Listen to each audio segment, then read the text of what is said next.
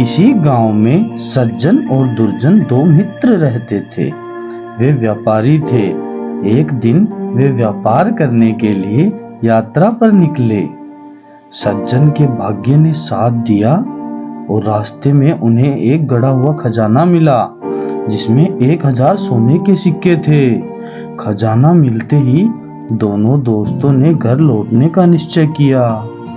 अपने शहर पहुंचने पर सज्जन ने सुझाव दिया, आओ हम इस खजाने को आपस में बराबर बराबर बांट लें और घर चले जाएं।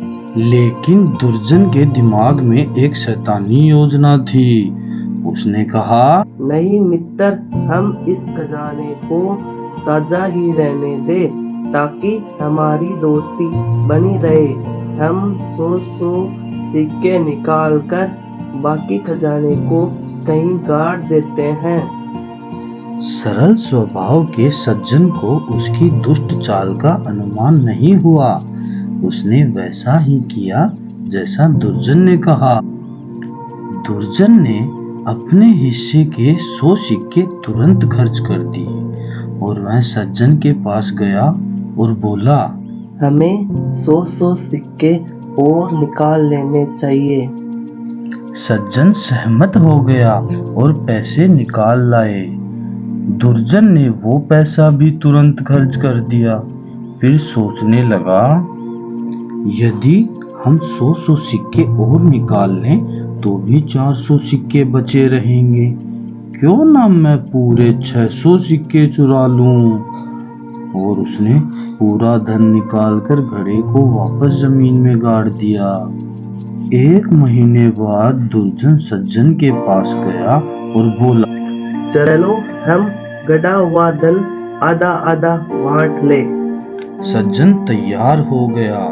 उन्होंने घड़े को निकाला तो वह खाली था। दुर्जन ने तुरंत सज्जन पर आरोप लगाया। सज्जन आश्चर्यचकित हो गया और अपने ऊपर लगे इस आरोप का विरोध किया। फिर दोनों न्यायाधीश के पास गए। न्यायाधीश ने उन दोनों का बयान सुना और इस मामले का फैसला करने का उपाय सोचने लगा। तभी दुर्जन ने कहा, हुजूर, वास्तव में जो हुआ उसकी गवाह वन देवी है। आप कल उस स्थान पर आइए जहाँ हमने धन गाड़ रखा था और स्वयं वन देवी से सत्य का पता कर लीजिए। न्यायाधीश मान गया। उस रात दुर्जन ने अपने भाई को इस बात के लिए राजी कर लिया कि वह उस स्थान के निकट स्थित वृक्ष के कोटर में बैठ जाए। दूसरे दिन जब न्यायाधीश वहां पहुंचा तो दुर्जन ने चिल्लाकर कहा, हे वन देवी, कृपया न्यायाधीश महोदय को बताइए कि सच्चाई क्या है। अढ़ाए हुए तोते की तरह उसके भाई ने पेड़ के कोटर से कहा, सज्जन ने धन चुराया है। न्यायाधीश यह सुनकर सज्जन को दंड देने के बारे में सोचने लगा। तभी सज्जन का दिमाग चला और उसने पेड़ के कोटर में आग लगा दी। कुछ ही समय में दुर्जन का भाई चीखता चिल्लाता पेड़ के कोटर से बाहर आ गया। दर्द से चीखते हुए उसने न्यायाधीश से कहा, असल में मेरा भाई चोर है। उसने सारा धन चुराया है। उसने मुझे झूठ बोलने पर मजबूर किया। न्यायाधीश ने तुरंत दुर्जन को उसके गलत कार्यों के लिए सजा सुनाई तथा सारा धन सज्जन को सौंप दिया।